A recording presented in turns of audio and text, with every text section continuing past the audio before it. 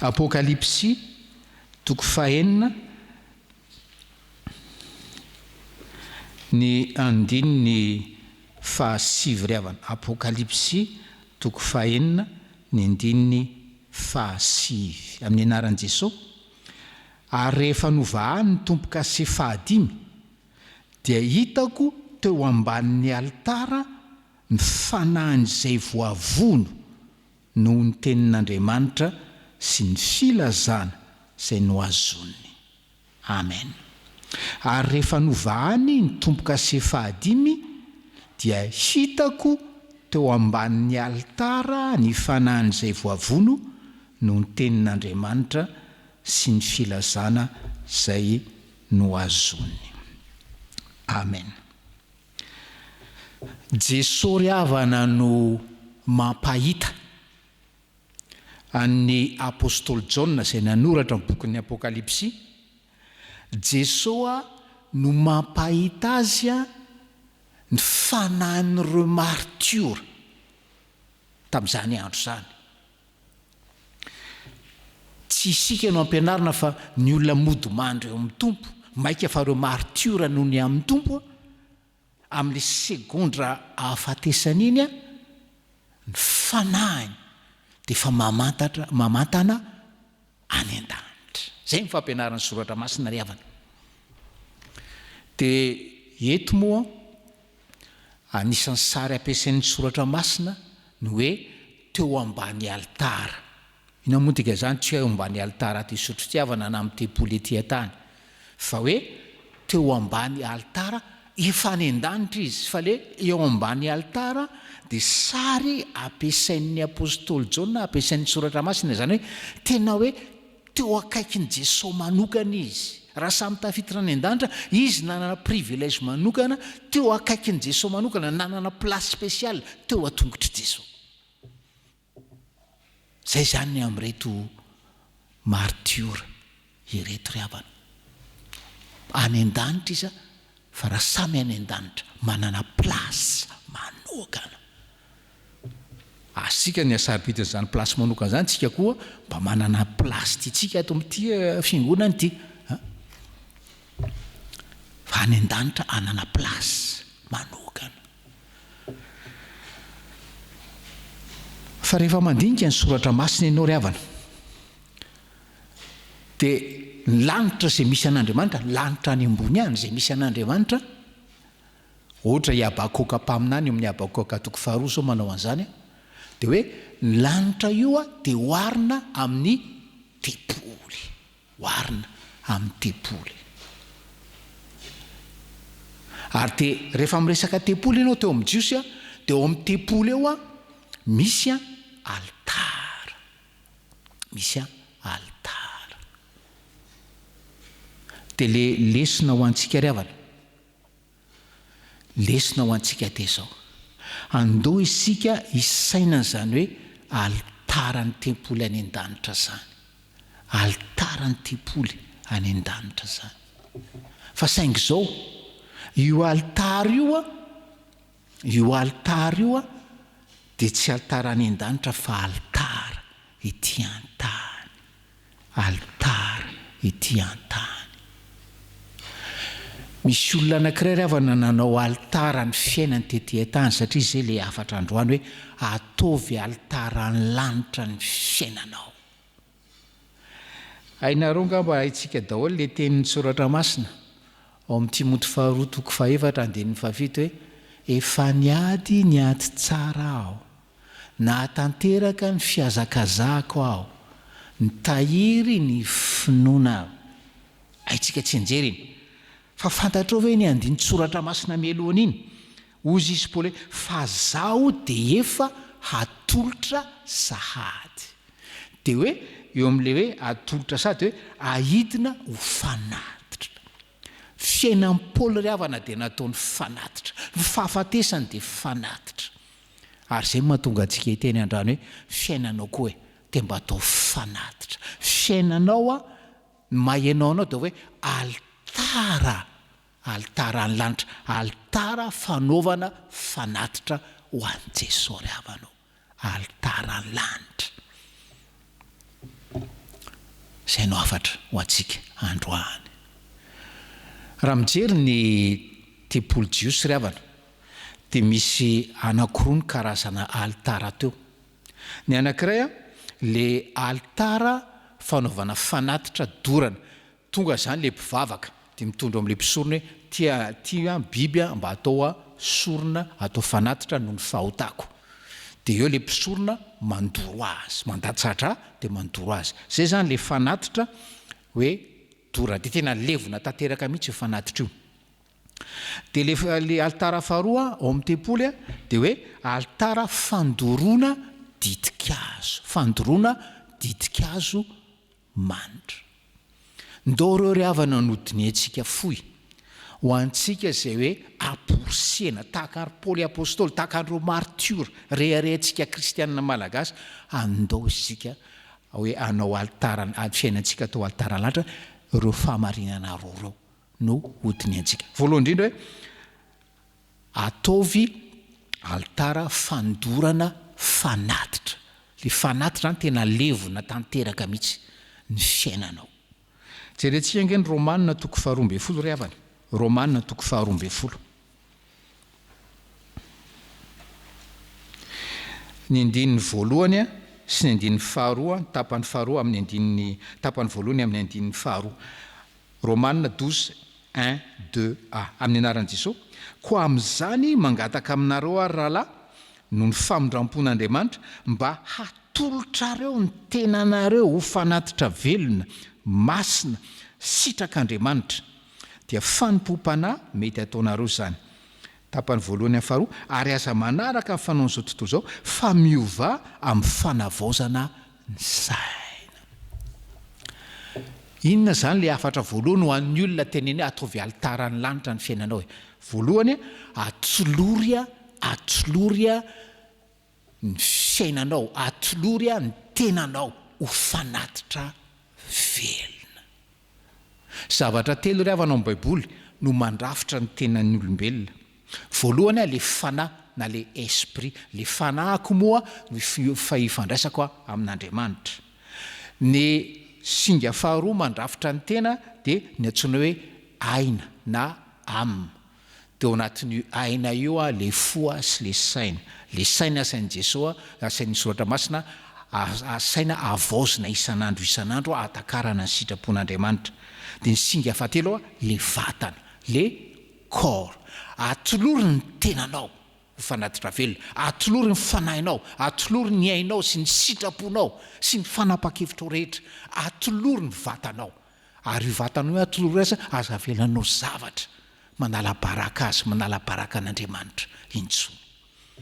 Zay ry havana, ny olona manao an'ny fiainany, manao an'ny tenany ho altarany lanitra. Ary ny olona manao ny fiainany ho altarany lanitra ihany no ahary hatramin'ny fara ka andovan'ny lanitra ary hanana plasy privilégie eo an-tongotry Jesosy ry havana. Le faharoa indray dia zao, ozy izy tsika hoe misy altara fandoran'ny mpisorona didikazo manitra zany. Ao amin'ny bokin'ny Apokalipsy ao toko 5 jereo rehefa anetrano any nareo. Ao amin'ny bokin'ny Apokalipsy toko 5 eo amin'ny 9 le didikazo manitra dia tsy inona fa ny vavaka asandratry ny olona masina. Ny olona masina ry havana dia zao, tsy ny olona hoe tanteraka tsy izay aloha ny hevitry le masina. Ny olona masina dia le hoe olona tena nanokatena ho an'i Jesosy, olona nanao fanatitra velona ny tena, ny fanahy, ny ainy, ny tena, ny vatany. Zany vavaka ireo olona ireo didikazo manitra. Dia hoe voazona ao anaty lovia volamena ry havanao. Teneniny ianao zany, teneniny izao, teneniny ianao hoe, teneniny Jesosy, tsy mety ange raha tsy mivavaka mandrakariva. Teneniny ianao hoe tsy mety ange raha tsy mivavaka mandrakariva. Fa zao aza vetrany dia kivy amboloana ianao. Tsy misy olona nanomboka ny fiainam-panahy na fiainam-pinoana ka hoe nivavaka mandrakariva zany, nivavaka maraintseriva zany. Fa tahaka reto mpisorona tao amin'ny testamenta taloha reto, mandoro didikazo manitra izy maraina aloha mandoro ditika azy manitra izy a ny riva atomboy am'vavaka ny fiainanao afarano ny journée-nao farano am'vavaka ny fiainanao de ho hitanao ny fanahy masina anymianao taridalana ny am'zay antom-bavaka dans la journée de ho gaga ianao fa hivavaka mandrakariva raha ny olona mivavaka mandrakariva ka tsy mitsahatra reo ihany ry havanao reo ihany no aharitra no ahatoka hatramin'ny farafofinaina.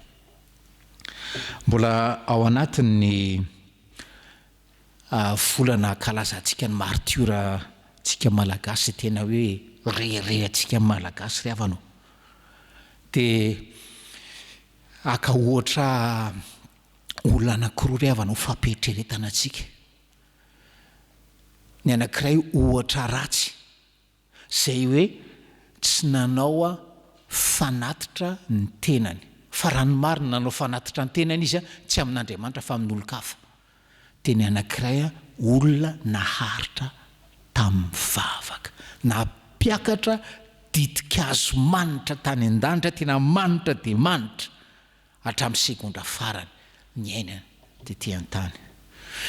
Tantaran'le ohatra ratsy ry havana de tantaran'le avan'ny Rasalama martiora no nanomboka fanenjena de reo rehetra hoe fantatra fa kristianina de ny samborina de ny gadraina de ny sarasaraina ho ambesana any amin'ny tranona manam-boninahitra de nisy gropina folomenada Rasalama zay nambenana tany amin'ny tranona manam-boninahitra anankiray hoe atsoina hoe raha miandrambola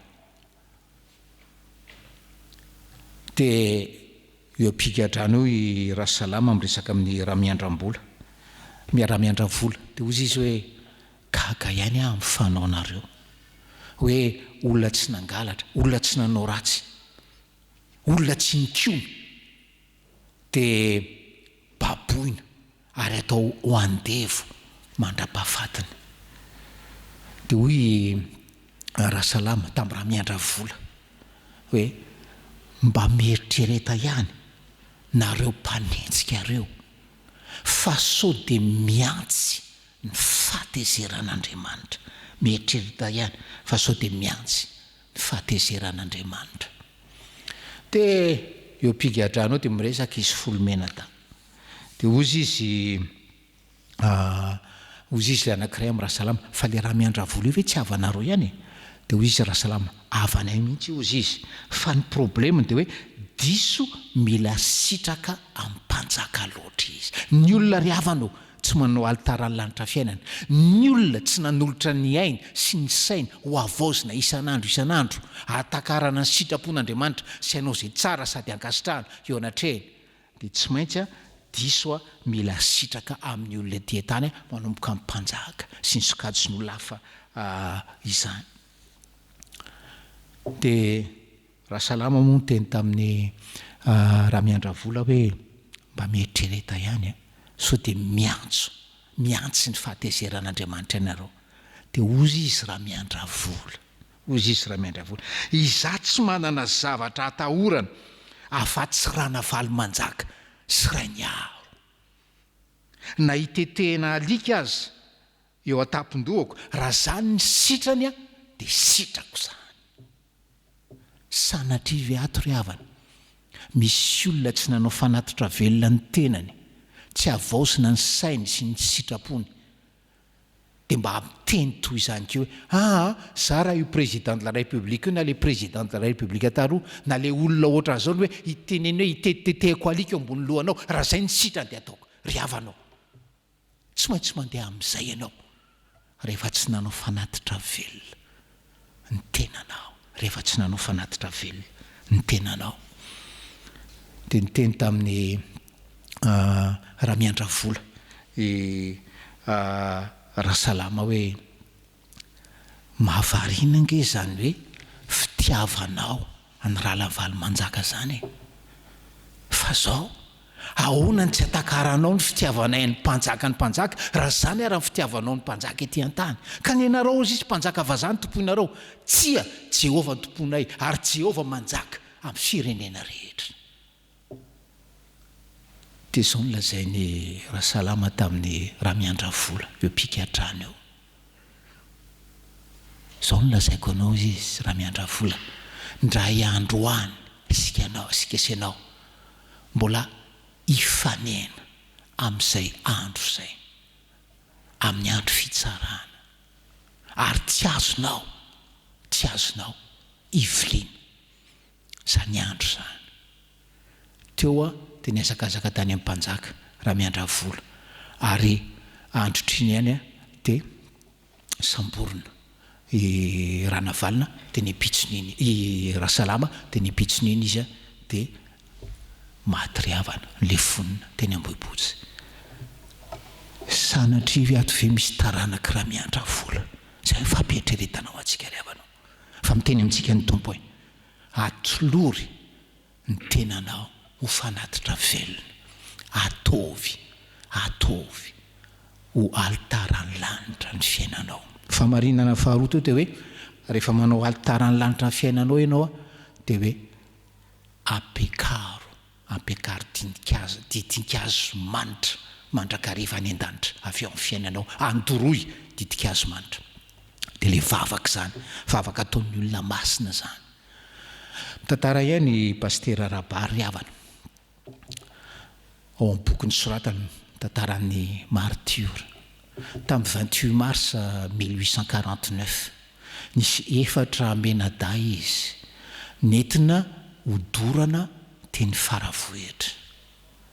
Teny an-dalana izy ambara-pahatonga teny Faravohitra dia nira hiram-pivavahana ampidirino anaty afo izy mbola mira hiram-pivavahana dia mitantara Pastera Rabary hita zao izy fa efa nanomboka may le ranjony dia efa miakatra aty amin'ny lohalika le afo andoro ny vatany manontolo dia teo le rangahy anankiray no nivavaka Andriamanitra ndreto izay anatona anao ary misaotra anao f'Andriamanitra tsy mahamitaka ianao fona aminay izay ny amin'ny tsy fahatanteranay raiso ny fanahinay any anaty afo no manandratra zany vavaka didinkazo faran'izay manimpofona any an-danitra zany havanao.